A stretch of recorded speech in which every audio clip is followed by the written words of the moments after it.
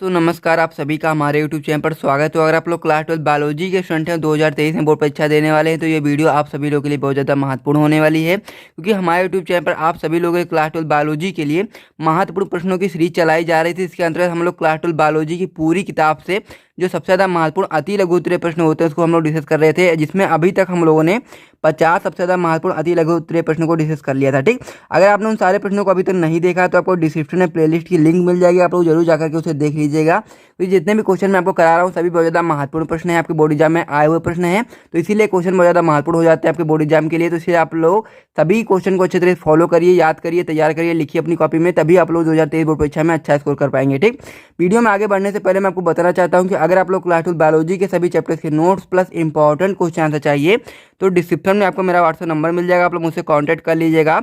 Charge केवल 50 rupees है, जिसके अंतर्गत आप लोग क्लास 12 बायोलॉजी के सभी चैप्टर्स के नोट्स भी मिल जाएंगे, साथ में इंपॉर्टेंट क्वेश्चन आंसर भी देखने को मिल जाएंगे। तो अगर आप लोगों को ये सारी चीज़ें चाहिए तो आपको डिस्क्रिप्शन में मेरा व्हाट्सएप नंबर मिल जाएगा, आप लोग मुझसे कांटेक्ट करके ये सारी चीज़ों को ले सकते हैं। चार्ज केवल 50 रुपीज़ है, जिनको चाहिए वही लोग मैसेज करें। ठीक, तो चलिए दोस्तों हम लोग वीडियो को शुरू करते हैं। तो हम लोग क्लास 12 बायोलॉजी की पूरी किताब से बात करें तो हम लोग महत्वपूर्ण अति लघु उत्तरीय प्रश्नों को कर रहे हैं। इसके अंतर्गत अभी तक हम लोगों ने 50 सबसे ज़्यादा महत्वपूर्ण अति लघु उत्तरीय प्रश्नों को डिस्कस कर लिया था, जिसमें अभी मैं आपको बताना चाहता हूं कि लगभग आपके 85 से 90 प्रश्न होते हैं महत्वपूर्ण अति लघु उत्तरीय प्रश्न में, जिसको मैं आपको कराने वाला हूं, जिसमें अभी तक हम लोगों ने 50 प्रश्नों को कर लिया था और आगे के जितने भी प्रश्न होते हैं आज की इस वीडियो हम लोग करने वाले हैं। तो आप लोग वीडियो के अंत तक बने रहना है, क्योंकि वीडियो आप लोगों के लिए बहुत ज़्यादा महत्वपूर्ण है। ठीक, तो चलिए दोस्तों वीडियो को शुरू करते हैं। अगर आपको वीडियो अच्छी लगती है तो आप लोग वीडियो को लाइक कर दीजिएगा, साथ में चैनल को भी सब्सक्राइब कर दीजिएगा इसी प्रकार की महत्वपूर्ण वीडियोज़ को पाने के लिए। तो चलिए दोस्तों वीडियो को शुरू करते हैं। आपका क्वेश्चन नंबर 50 है, जो आपका होता है जीन की क्रियाशील इकाई को क्या कहते हैं। यहाँ क्वेश्चन आपकी बोर्ड परीक्षा में 2 बार पूछा गया है, 2009 में, 2003 में। ये क्वेश्चन आपके लिए बहुत ज़्यादा महत्वपूर्ण हो जाता है, क्योंकि ये क्वेश्चन आपका बहुविकल्पी प्रश्न में भी पूछा जा सकता है। तो इसके लिए आपको पता होना चाहिए कि जो जीन होता है उसकी क्रियाशील इकाई को हम लोग क्या कहते हैं। ठीक, तो इसका आंसर आप लोग इस प्रकार से बताएंगे कि जीन की क्रियाशील इकाई को हम लोग सिस्टॉन कहते हैं। ठीक, तो इसको आपको अच्छी तरह से याद रखना कि जो जीन की क्रियाशील इकाई होती है इसको हम लोग सिस्टॉन कहते हैं, क्योंकि ये क्वेश्चन आपकी बोर्ड परीक्षा में 2 बार पूछा गया है, तो इसलिए क्वेश्चन आपके लिए महत्वपूर्ण हो जाता है। ठीक, तो इसे आप लोग याद कर लीजिए, फिर हम लोग अगले क्वेश्चन की ओर बढ़ते हैं। इसमें जो हमारा अगला क्वेश्चन है क्वेश्चन नंबर 51, जो आपका होता है जैव विविधता को परिभाषित कीजिए अथवा जैव विविधता तथा वन्य जीव में अंतर स्पष्ट कीजिए। ठीक, तो इसमें हम लोग को 2 चीज़ों की परिभाषा पता होना बहुत ज़्यादा जरूरी है। एक चीज़ आपकी हो जाती है जैव विविधता और दूसरा पॉइंट आपका हो जाता है वन्य जीव। ठीक, यानी कि जब हम लोग को जैव विविधता की परिभाषा पता होगी और वन्य जीव की पता होगी तब हम लोग इस क्वेश्चन का आंसर बता पाएंगे। 2016 में 18 में 2 बार क्वेश्चन आपकी बोर्ड परीक्षा में पूछा गया है, तो आपको पता होना चाहिए कि जैव विविधता की परिभाषा को क्या कहते हैं हम लोग, कि जैव विविधता की परिभाषा क्या होती है। साथ में आपको ये भी पता होना चाहिए कि वन्य जीव की परिभाषा क्या होती है। ठीक, तो सबसे पहले हम लोग देखेंगे कि जैव विविधता की परिभाषा क्या होती है। आप लोग बताएंगे किसी भी पारिस्थितिक तंत्र तथा जीवों में पारस्परिक निर्भरता करते हुए पादपों, जंतुओं व सूक्ष्म जीवों की आकृति एवं आकार, स्वभाव एवं संरचना तथा अन्य लक्षणों में विभिन्न जातियों की जो उपस्थिति होती है उसको हम लोग जैव विविधता कहते हैं। ठीक, एक बार मैं इसको फिर से रिपीट कर लेता हूं, इसे आप लोग अपनी कॉपी में नोट कर लीजिए। किसी भी पारिस्थितिक तंत्र तथा जीवों में पारस्परिक निर्भरता करते हुए पादपों, जंतुओं व सूक्ष्म जीवों की आकृति एवं आकार, स्वभाव एवं संरचना तथा अन्य लक्षणों में विभिन्न जातियों की उपस्थिति को हम लोग जैव विविधता कहते हैं। ठीक, तो इसे आप लोग नोट कर लीजिए, फिर हम लोग समझ लेते हैं कि वन्य जीव क्या होता है। ठीक, तो जैव विविधता आपका समाप्त हो गया। हम लोग वन्य जीव की बात करें तो आप लोग बताएंगे कि वह जीव जो अपने प्राकृतिक आवास में बाह्य परिवर्तन के बिना स्वतंत्र रूप से निवास करते हैं वन्य जीव कहलाते हैं। ठीक, तो ये इसका भी मैं एक बार रिपीट कर देता हूं कि वह जीव जो अपने प्राकृतिक आवास में बाह्य परिवर्तन के बिना स्वतंत्र रूप से निवास करते हैं वन्य जीव कहलाते हैं। ठीक, तो ये जो आपका क्वेश्चन नंबर 51 था पूरी तरह से कंप्लीट हो चुका है, इसे आप लोग नोट कर लीजिए, फिर हम लोग अगले क्वेश्चन की ओर बढ़ते हैं। इसमें जो हमारा क्वेश्चन नंबर 52 है, जो आपका होता है पादप वन संरक्षण के उद्देश्य लिखिए। 2010 में, 2009 में 2 बार बोर्ड परीक्षा में भी क्वेश्चन आपके आया हुआ है, तो काफी ज्यादा महत्वपूर्ण क्वेश्चन हो जाता है। आप लोग को बताना यह है कि पादप वन संरक्षण के उद्देश्य क्या है। ठीक, तो आप लोग बताएंगे, सबसे पहले आप लोग उत्तर डाल करके लिखना स्टार्ट करेंगे। पादप वन संरक्षण के उद्देश्य निम्न है। पहला पॉइंट आप लोग बताएंगे प्राकृतिक संतुलन को बनाए रखना, यानी कि जो पादप वन संरक्षण है उसका सबसे ज्यादा महत्वपूर्ण जो मुख्य उद्देश्य है आप लोग बताएंगे कि प्राकृतिक संतुलन को बनाए रखना। दूसरा उद्देश्य आप लोग बताएंगे संकटापन्न, दुर्लभ एवं सुभेद जातियों को हानि पहुंचाने वाले कारकों से सुरक्षा प्रदान करना, यानी कि आपको ये भी चीज पता होनी चाहिए जो संकटापन्न, यानी कह सकते हैं कि जो भी जातियां विलुप्त हो चुकी हैं या फिर विलुप्त होने के कगार पर हैं, तो उन जातियों को हानि पहुंचाने वाले जो कारक हैं उनसे सुरक्षा प्रदान करने का जो कार्य कार्य होता है वो आपका पादप वन संरक्षण के उद्देश्य के अंतर्गत आता है। ठीक, तो 2 पॉइंट आपके हो गए। तीसरा पॉइंट आप लोग इसमें बताएंगे पादपों एवं जंतुओं के जीन पूल को सुरक्षित रखना, यानी कि जो तीसरा पॉइंट होता है इसमें पादपों एवं जंतुओं के जीन पूल को सुरक्षित रखना। तो ये आप लोग समझ गए होंगे कि जो पादप वन संरक्षण के उद्देश्य क्या क्या है। तो आप लोग उद्देश्य को नोट कर लीजिए, फिर हम लोग अगले क्वेश्चन की ओर बढ़ते हैं। काफी ज्यादा महत्वपूर्ण क्वेश्चन ये भी आपका होता है, तो आप लोग जल्दी से नोट करो, फिर हम लोग अगले क्वेश्चन की ओर बढ़ते हैं। ठीक, तो इसमें जो आपका क्वेश्चन नंबर 53 है, ये भी क्वेश्चन बहुत ज्यादा महत्वपूर्ण हो जाता है, जो आपका होता है तप्त स्थल या फिर हम लोग जिसे इंग्लिश में कहते हैं हार्ड स्पॉट पर संक्षिप्त टिप्पणी कीजिए।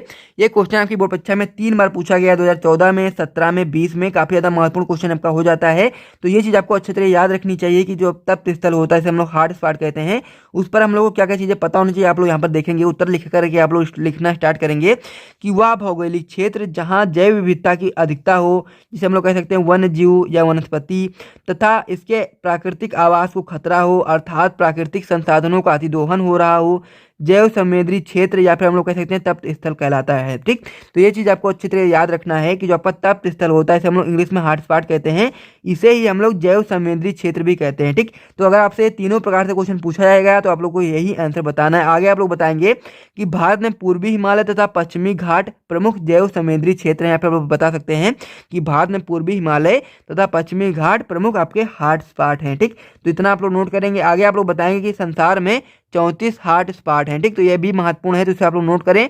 तो उसके बाद फिर हम लोग बढ़ेंगे अपने अगले प्रश्न की ओर। ठीक, तो इसमें जो हमारा प्रश्न नंबर 54 है, जो आपका होता है भारत के राष्ट्रीय जंतु का नाम लिखिए, इसके संरक्षण के लिए कौन सी परियोजना प्रारंभ की गई। 2014 में क्वेश्चन ये भी आपकी बोर्ड परीक्षा में आया हुआ है, इसीलिए यहाँ पर लिखा गया है। ठीक, तो आप लोग को सबसे पहली चीज तो ये पता ही होगी कि जो आपका भारत का जो राष्ट्रीय जंतु है वो क्या है। तो आप लोग बताएंगे कि भारत के राष्ट्रीय जंतु का नाम बाघ है और इसके संरक्षण हेतु टाइगर प्रोजेक्ट वर्ष 1972 ईस्वी में बनाया गया है। ठीक, तो ये चीज आपको अच्छे तरह याद रखना है। तो ये चीज आपको अच्छे तरीके से याद रखना है कि भारत के राष्ट्रीय जंतु का नाम बाघ है और इसके संरक्षण हेतु टाइगर प्रोजेक्ट को 1972 ईस्वी में बनाया गया था। ठीक, तो इस प्रकार से आप लोग इसे भी नोट कर लीजिए, फिर हम लोग अगले क्वेश्चन की ओर बढ़ते हैं। तो इसमें जो आपका क्वेश्चन नंबर 55 है, जो आपका होता है राष्ट्रीय पार्क उद्यान एवं वन्य जीव अभ्यारण्य में अंतर स्पष्ट कीजिए। ये भी क्वेश्चन आपकी बोर्ड परीक्षा में 3 बार पूछा गया, 2015 में, 18 में, 17 में। तो आपको पता होना चाहिए कि राष्ट्रीय उद्यान एवं अभ्यारण्य में क्या अंतर होता है। तो इसे आप लोग इस प्रकार से लिखेंगे, आप लोग यहाँ पर लिखेंगे। सबसे पहले आप लोग हेडिंग लगाएंगे राष्ट्रीय उद्यान, इधर आप लोग हेडिंग लगा देंगे अभ्यारण्य, फिर आप लोग लिखना स्टार्ट करेंगे कि सबसे पहले आप लोग पॉइंट बताएंगे राष्ट्रीय उद्यान में। तो आप लोग बताएंगे कि इनमें मानवीय क्रियाकलाप जो होते हैं प्रतिबंधित होते हैं। ठीक, जो आपका राष्ट्रीय उद्यान होता है इसमें मानवीय क्रियाकलाप जो होते हैं प्रतिबंधित होते हैं। वहीं पे जो आपका अभ्यारण्य होता है इसमें क्या होता है, इसमें सीमित स्तर प्राणी कुछ मानवीय क्रियाकलापों की अनुमति होती है। ठीक, तो ये भी आप लोग बता सकते हैं। पहला पॉइंट इसमें क्या बताया था आपने बताया था कि इनमें जो मानवीय क्रियाकलाप होते हैं वो प्रतिबंधित होते हैं। वहीं पर हम लोग अभ्यारण्य की बात करें तो इनमें सीमित स्तर प्राणी कुछ मानवीय क्रियाकलाप जो होती है उनकी अनुमति होती है। ठीक, तो इस प्रकार से आप लोग नोट कर लेंगे पहला पॉइंट। इसमें जो आपका दूसरा पॉइंट होता है राष्ट्रीय उद्यान में, आप लोग बताएंगे कि इसमें पादप एवं जंतुओं दोनों का एक साथ संरक्षण किया जाता है। ठीक, यानी कि जो आपका राष्ट्रीय उद्यान होता है इसमें पादप का भी संरक्षण किया जाता है, जंतुओं का भी संरक्षण किया जा सकता है, दोनों का एक साथ में संरक्षण किया जा सकता है। ठीक, यहीं पर अगर हम लोग अभ्यारण्य की बात करें तो इसमें मुख्यतः प्रमुख जंतु जातियों का ही संरक्षण किया जाता है, यानी कि जो आपका अभ्यारण्य होता है इसमें मुख्यतः जंतु जातियों का ही संरक्षण किया जाता है। ठीक, तो इस प्रकार से आप लोग दोनों पॉइंट समझ गए होंगे।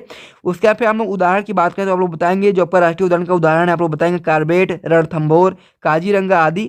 वहीं पर हम लोग अभ्यारण्य की बात करें तो आप लोग इसमें उदाहरण बता सकते हैं मानस, अम्नामलाई, दर्रा आदि। ठीक, तो इस प्रकार से आपका जो क्वेश्चन नंबर 55 था ये भी कंप्लीट हो चुका है, इसे आप लोग नोट कर लीजिए, फिर हम लोग अगले क्वेश्चन की ओर बढ़ते हैं। इसमें जो आपका क्वेश्चन नंबर 56 है, जो आपका होता है उत्तर प्रदेश के लखीमपुर खीरी स्थित राष्ट्रीय उद्यान का नाम लिखिए। 2014 में क्वेश्चन आपकी बोर्ड परीक्षा में पूछा गया, इसलिए आपका महत्वपूर्ण हो जाता है। तो आप लोग बताएंगे कि दुधवा राष्ट्रीय उद्यान जो है वो उत्तर प्रदेश के लखीमपुर खीरी में स्थित है। ठीक, तो ये आपका जो आंसर होता है हो जाता है, इसे आप लोग नोट कर लीजिए, फिर हम लोग अगले क्वेश्चन की ओर बढ़ते हैं। तो इसमें जो आपका क्वेश्चन नंबर 57 है, जो आपका होता है संकटग्रस्त जातियों पर एक संक्षिप्त टिप्पणी लिखिए। 2019 में, 2018 में 2 बार क्वेश्चन आपकी बोर्ड परीक्षा में पूछा गया है, महत्वपूर्ण है, तो आपको पता होना चाहिए संकटग्रस्त जातियों के बारे में। तो आप लोग इसमें आंसर बताएंगे कि इन श्रेणियों में जातियों को रखा जाता है, इन श्रेणियों में जातियों को रखा गया है जिनकी जनसंख्या बहुत तेजी से घटी है और भविष्य में इनके विलुप्त होने का खतरा उत्पन्न हो गया है। इसे हम लोग क्या कहते हैं, संकटग्रस्त जातियां। ठीक, तो इस प्रकार से इसका आंसर भी आप लोग नोट कर लीजिए, फिर हम लोग अगले क्वेश्चन की ओर बढ़ते हैं। ठीक, तो यहाँ तक आपके 57 क्वेश्चन कंप्लीट हो चुके हैं। तो अब हम लोग देख लेते हैं जो आपका 58 क्वेश्चन क्या है, उसे भी आप लोग देख लीजिए। तो इसमें जो आपका 58 क्वेश्चन है जो आपका होता है, कौन सा जंतु अत्याधिक शिकार के कारण भारत में विलुप्त हो रहा है। ठीक, तो हम लोग को बताना ही ऐसा कौन सा जंतु है जिसका अत्यधिक शिकार होने के कारण भारत से वो विलुप्त हो रहा है। ठीक, तो आप लोग बताएंगे कि इसका आंसर एक सींग वाला जो गैंडा होता है, जो हम ग्रेट इंडियन बैस्टर्ड जो आपका होता है गोंडावड़, अत्यधिक शिकार के कारण विलुप्त हो रहा है। ये सारे क्वेश्चन आपको पता होना चाहिए क्योंकि यह क्वेश्चन आपके बोर्ड परीक्षा में आए हुए प्रश्न है। ठीक, तो इसे आप लोग नोट कर लीजिए, फिर हम लोग अगले क्वेश्चन की ओर बढ़ते हैं। इसमें जो आपका अगला क्वेश्चन होता है, वान हम्बोल्ट द्वारा बनाए गए सिद्धांत को केवल समीकरण द्वारा प्रदर्शित कीजिए। ये समीकरण आप लोगों के लिए महत्वपूर्ण होता है, इसीलिए इस समीकरण को मैंने यहाँ पर बताया है। तो इसका आंसर इस प्रकार से बताएंगे कि वान हम्बोल्ट द्वारा बनाए गए सिद्धांत की समीकरण निम्नलिखित है। आप लोग बताएंगे समीकरण log s बराबर log c plus Z log a। ठीक, यहाँ पर आप लोग बताएंगे जहाँ पर जो यस है आपका जातीय समृद्धि है, ए आपका क्षेत्र है, जेड आपका रेखीय ढाल है, सी आपका अंताखंड है। ठीक, तो जो आपका क्वेश्चन नंबर 59 था ये भी आपका कंप्लीट हो चुका है, इसे आप लोग नोट कर लीजिए, फिर हम लोग अगले क्वेश्चन की ओर बढ़ते हैं। इसमें जो आपका अगला क्वेश्चन है क्वेश्चन नंबर 60 जो आपका होता है, विश्व पर्यावरण दिवस। विश्व पर्यावरण दिवस कब मनाया जाता है, इसका क्या उद्देश्य है। 2014 में बोर्ड परीक्षा में क्वेश्चन आया हुआ है, ये क्वेश्चन आपका बहुविकल्पीय प्रश्न में भी आ सकता है, तो इसलिए आपको इसको अच्छे तरीके से याद रखना है। ठीक है, आप लोग इसका आंसर बताएंगे। विश्व पर्यावरण दिवस 5 जून को मनाया जाता है। इसका उद्देश्य पर्यावरण को संरक्षित रखना तथा मानव जाति के योगदान को सम्मिलित करना, जिससे सभी संसाधन सुलभ रूप से उपलब्ध हो सकें। ठीक, तो यही आपका क्या हो गया, विश्व पर्यावरण दिवस कब मनाया जाता है। आपको पता होगा कि आपका 5 जून जो होता है उसके दिन हम लोग विश्व पर्यावरण दिवस को मनाते हैं, साथ में इसका जो उद्देश्य होता है उसे भी आप लोग समझ गए होंगे। तो इसे आप लोग जल्दी से नोट कर लीजिए, फिर हम लोग वीडियो को समाप्त करते हैं। अगर आपको वीडियो अच्छा लगा है तो वीडियो को लाइक कर दीजिए, चैनल को सब्सक्राइब कर दीजिए। मिलते हैं हम लोग नेक्स्ट वीडियो में, तब तक के लिए जय हिंद।